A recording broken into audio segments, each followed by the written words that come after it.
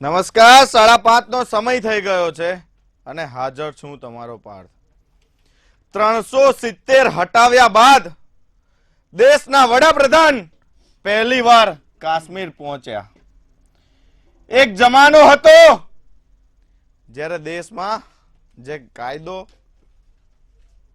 વાત કરવામાં આવે ને, આખા દેશમાં કાયદો લાગુ થતો હતો, પણ તે કાશ્મીરમાં નહોતો થતો.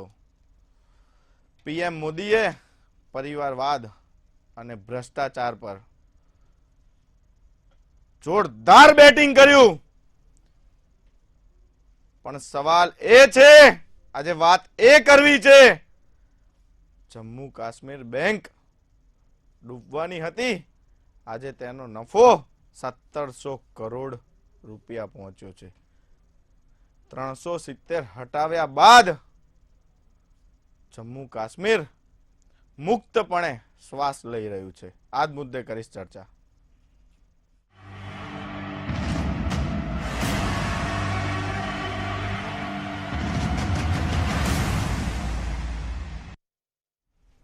સીધી ચર્ચાની શરૂઆત કરીશ. ભારતીય જનતા પાર્ટીમાંથી શૈલેષભાઈ પરમાર જોડાયા છે, કોંગ્રેસમાંથી વિરમભાઈ દેસાઈ જોડાયા છે. શૈલેષભાઈ જી, પ્રધાનમંત્રી આ પહેલી વખત જમ્મુ કાશ્મીર પહોંચ્યા 370 પછી. પાર્થભાઈ, પ્રથમ તો મંતવ્ય ન્યૂઝ પરથી ખૂબ પ્રચલિત શો ફાયરમાં આજે નરેન્દ્રભાઈ મોદીનો જે પ્રવાસ તમે લીધો છે એ બદલ અભિનંદન. અને કાશ્મીરમાં પેલો જમાનો કેવો હતો એ આપણને ખબર છે કે છાસવારે આતંકવાદી પ્રવૃત્તિ, આતંકવાદી હુમલાઓ થતા હતા, એ જોયું છે. અને આજે ક્યાંક ને ક્યાંક તમે જોવો તો નવું વિકાસનું કામ થતું હોય, નવું કંઈક આપણે ગ્રાન્ટ આવતી હોય, એ પ્રકારના દ્રશ્યો જોવા મળે છે. એક જમાનો હતો કે દેશનો કાયદો અલગ અને કાશ્મીરનો કાયદો પણ અલગ. એક જમાનો હતો કે દેશમાં રાષ્ટ્રવાદી સરકાર હોય અને કાશ્મીરમાં પરિવારવાદી સરકાર હોય. એક જમાનો હતો કે કાશ્મીરના લોકો રોજગારી મેળવવા માટે તલપાપડ હતા અને 370 ની કલમ નથી હટી, એટલે કાશ્મીરમાંથી બહાર નીકળવું મુશ્કેલ, કાશ્મીરમાં કોઈ ત્યાં રોજગારીનું સ્થાપન કરવું હોય એ પણ મુશ્કેલ. પણ વૈશ્વિક વડાપ્રધાન આદરણીય નરેન્દ્રભાઈ મોદી અને અમિતભાઈ શાહની જોડીએ જે કમાલ કર્યો છે અને 370 હટાવી છે, એ હટાવવું એ ઐતિહાસિક તો છે પણ ન ભૂતો ન ભવિષ્ય છે. અને 370 હટ્યા પછી 2 કરોડ જેટલા વિકાસના કામો ત્યાં કર્યા છે. 2000 કરોડ જેટલા વિકાસના કામો પણ કર્યા છે અને કાશ્મીરને કન્યાકુમારી સુધી અને ભારત સુધી જોડવાનું કામ કર્યું છે. આજે કાશ્મીરનો પ્રવાસન વિભાગ હોય, આજે કાશ્મીરનો જેને કહેવાય ને, કાશ્મીર છે ધરતીનું સ્વર્ગ છે અને જે ભારત છે એનું મસ્તક છે, એ સાબિત કરી બતાવ્યું છે ને. આજે આદરણીય નરેન્દ્રભાઈ મોદીએ પણ કહ્યું છે કે આજે હું કાશ્મીર આવ્યો છું તો મને પણ પોતિકાપણા જેવું લાગે છે. અને આજે કાશ્મીરમાં શાંતિનું સ્થાપન છે, યુવાનોને ક્યાંક રોજગારી મળી રહી છે ને વિકાસના કામો થઈ રહ્યા છે.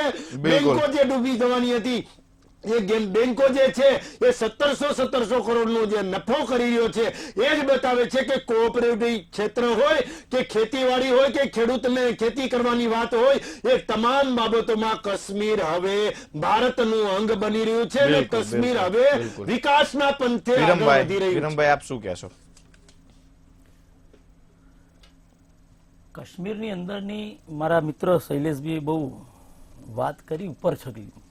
370ની કલમ, વૈશ્વિક વડાપ્રધાન અને જે વિશેષણો ભારતીય જનતા પાર્ટી પેલું એક નથી કહેતા કે મનમાં રાંડવું મનમાં માંડવું, આવી જાતે ને જાતે પોતાને પેલી પીઠ થાબડવાની પરિસ્થિતિ એવી હતી એ દિવસે. આપણે એના મૂળમાં નથી જતા, માત્ર ને માત્ર લોકોને ભ્રમિત કરવા માટે થઈ અને આ કોંગ્રેસે કર્યું, ફલાણાએ કર્યું, કેમ ના હટે.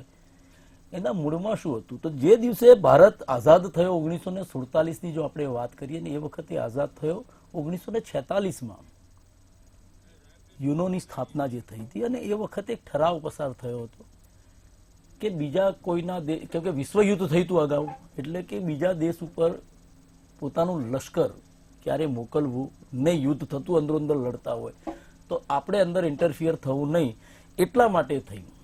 1947માં જયારે આપણે આઝાદ થયા ત્યારે કાશ્મીરના રાજા હિન્દુ રાજા જ હતા આપણા, બિલકુલ, રાજા હરિસિંહ એવી વાત કરેલી કે મારે નથી પાકિસ્તાનમાં જવું કે નથી મારે ભારત સાથે જોડાવું, હું અલગ રાજ્ય મારું છે અને અલગ દેશ તરીકેની એની વાત હતી.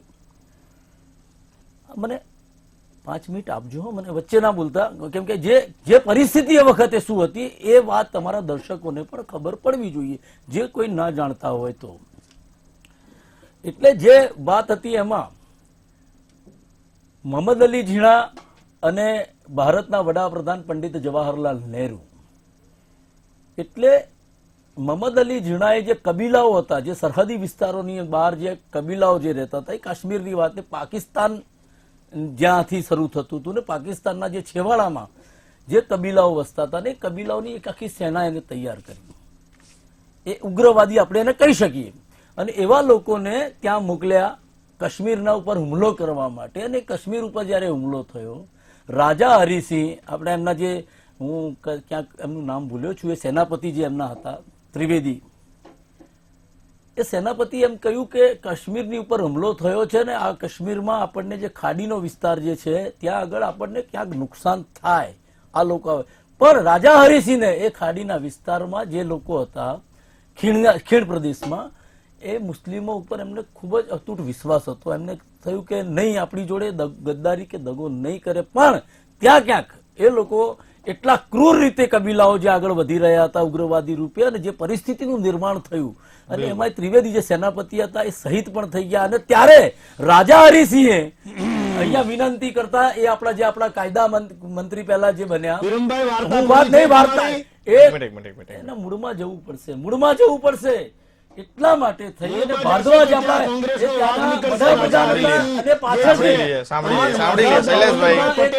કાયદા મંત્રી બન્યા. વાત સાંભળો પહેલા, સાંભળી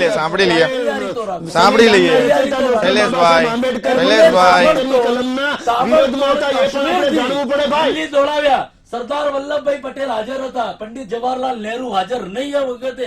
અને જયારે આ વાત થઈ, લોર્ડ માઉન્ટબેટને સૈન્ય આપવાની ના પાડી હતી કે આપણો ભાગ નથી, રાજા હરિસિંહ જયારે ના પાડતા હતા ત્યારે, અને ત્યારે શરતો જે મૂકવામાં આવી, રાજા હરિસિંહ, હું સંક્ષિપ્તમાં હવે કહી દઉં છું, રાજા હરિસિંહે નિર્ણય એવો લેવાનું કહ્યું કે ભાઈ તમે જો ભારત સાથે જોડાતા હો તો એ જે ઠરાવ થયો ત્યારે સરદાર વલ્લભભાઈ પટેલ, શ્યામા પ્રસાદ મુખર્જી એમના વડવા જે કે છે, એને પણ અમે મંત્રી બનાવ્યા. બહુ સમજવા જેવી બાબત છે.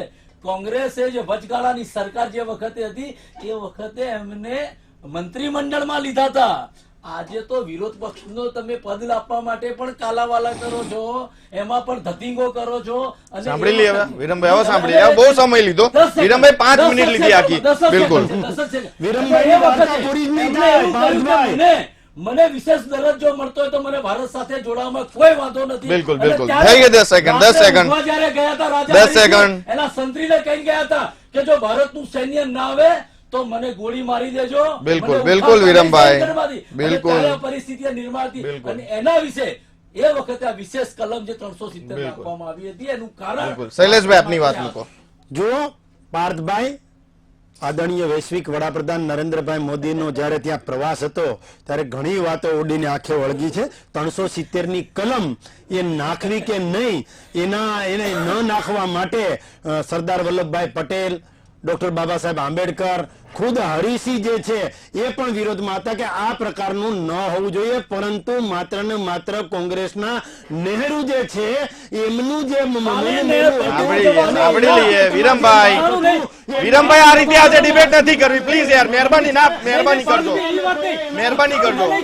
પણ મહેરબાની કરજો, તમને સમય આપું છું ને. વિરમભાઈ નું માઇક બંધ કરજો, પીસીઆર ને કહીશ વિરમભાઈ નું માઇક બંધ કરજો. પણ તમને સમય આપું છું ને તમને પૂરતો સમય તમારા સમયમાં વાત કરજો, તમારા સમયમાં વાત મૂકજો. વિરમભાઈ તમારા સમયમાં વાત મૂકજો, એમને સાંભળી લઈએ. શૈલેષભાઈ.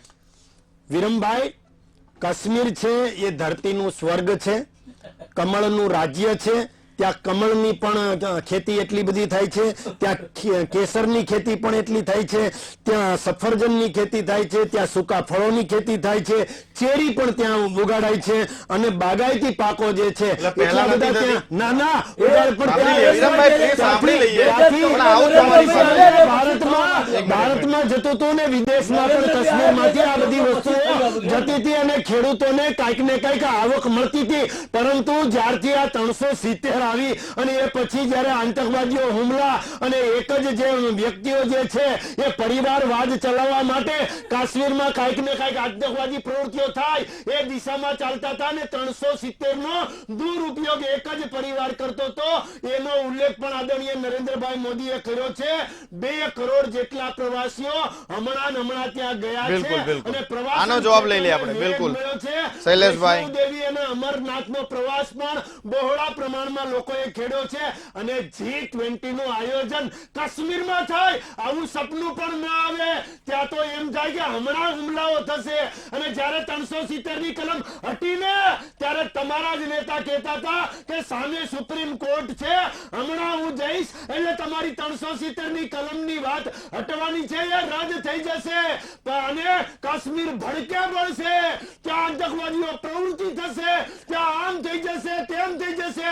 અરે ચકલું પણ ફરકું નહીં અને નાનું સુરસુર્યું તો શું, ફટાકડી પણ ફૂટે નહીં. બિલકુલ. આ પરિવારવાદ ઉપર વિરમભાઈ આપની વાત મૂકો. પરિવારવાદ ઉપર બિલકુલ સાંભળી લઈએ. શૈલેષભાઈ સાંભળી લઈએ, આપણે આવા સાંભળી લઈએ શૈલેષભાઈ. પરિવારવાદ ઉપર વિરમભાઈ. પરિવારવાદ ઉપર એટલે પહેલા તો હું એમને એમ સ્પષ્ટતા કરી દઉં કે કોંગ્રેસ પાર્ટી ઉપર એમને આક્ષેપ કર્યો કે કોર્ટમાં જઈને એમને કહ્યું હતું કે હું તમને અપાઈ દઈશ.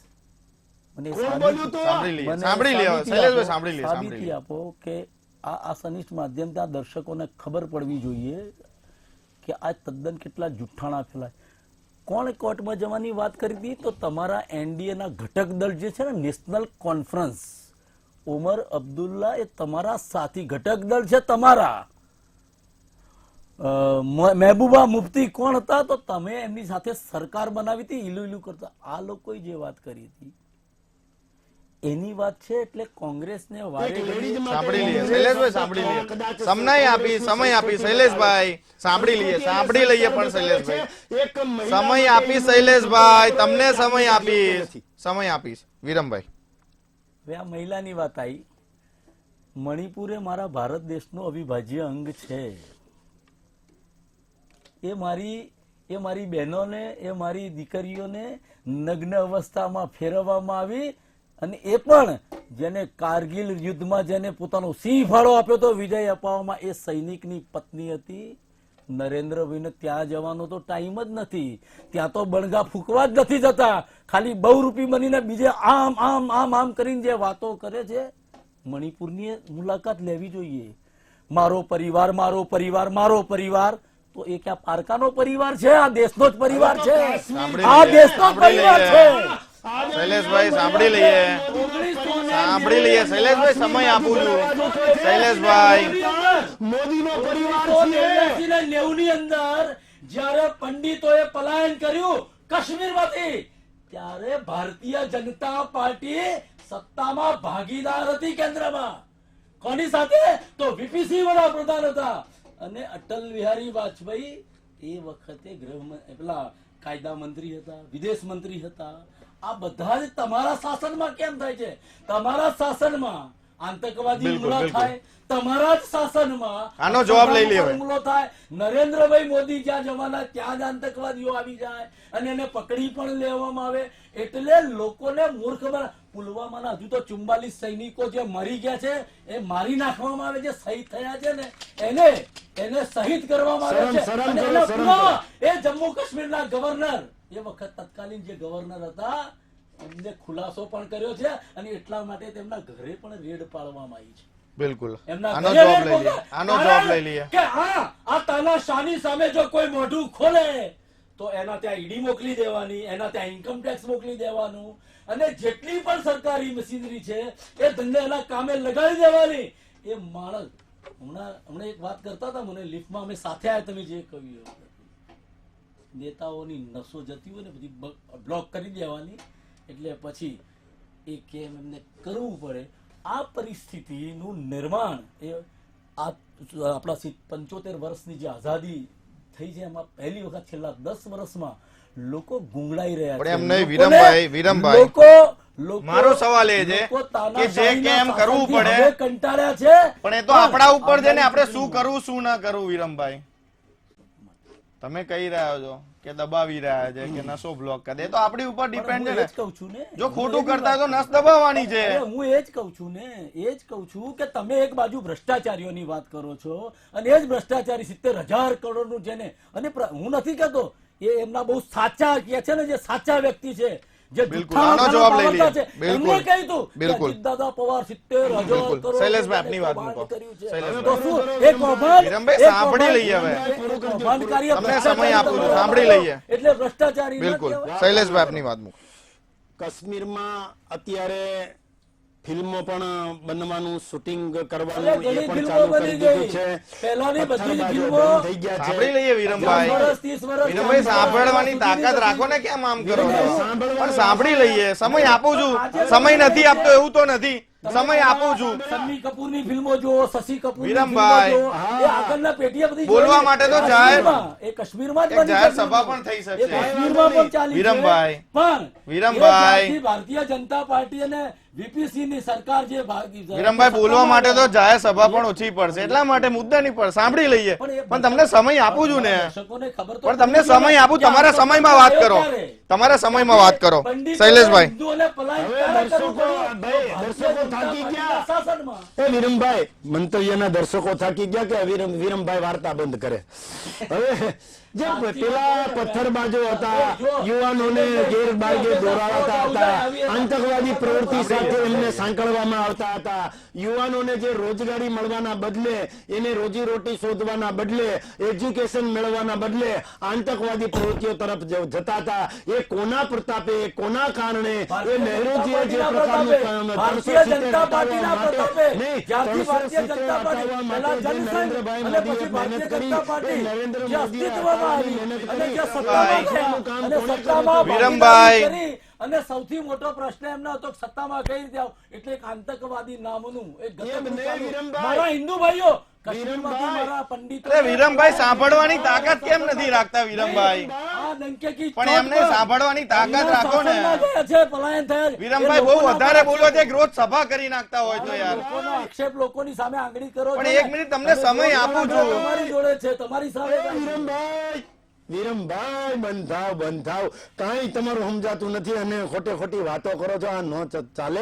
કાશ્મીરની અત્યારની પરિસ્થિતિ છે એ અને ભૂતકાળની પરિસ્થિતિ હતી એ હું એક રાજનીતિથી પર રહી અને યુવાનોની રોજગારી અને ત્યાંની પરિસ્થિતિ જે છે અને મા બેન દીકરીઓની જે પરિસ્થિતિ હતી અને આજની પરિસ્થિતિ છે. આજે પ્રવાસન વિભાગ એટલે એક પણ વાત એ ખુલ્લો સમજુ, પાડ્યો છે. શૈલેષભાઈ, પહેલા સફરજન નતા ત્યાં થતા.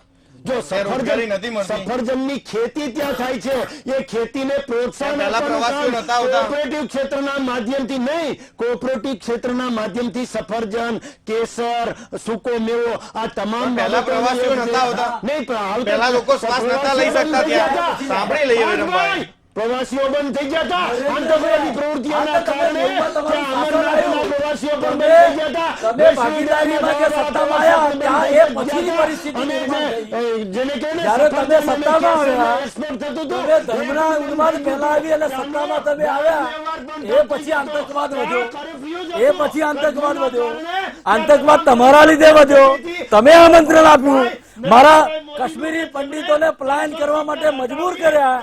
કાશ્મીરમાંથી પલાયન કરવા માટે મજબૂર કર્યા તમારા શાસનમાં. એ પછી આતંકવાદ વધ્યો છે. 1989 પછી જે તમારું શાસન આવ્યું ત્યાં આગળ તમે શાસનમાં આવ્યા. VPC 90 ની અંદર તમારું શાસન, 90 તમારું શાસન, 90 માં આતંકવાદ શરૂ અરે, થઈ ગયો. 370 ક્યારે હતી? કાશ્મીરમાંથી કાશ્મીર માટે તો તમે કેટલી તકલીફો વેઠી છે.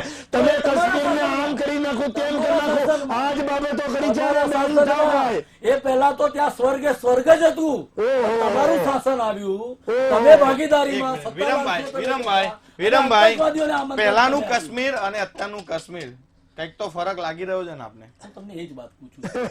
તમે તમારી ઉંમર જે થઈ હશે, હા. માની લો કે 40 વર્ષ કે હા.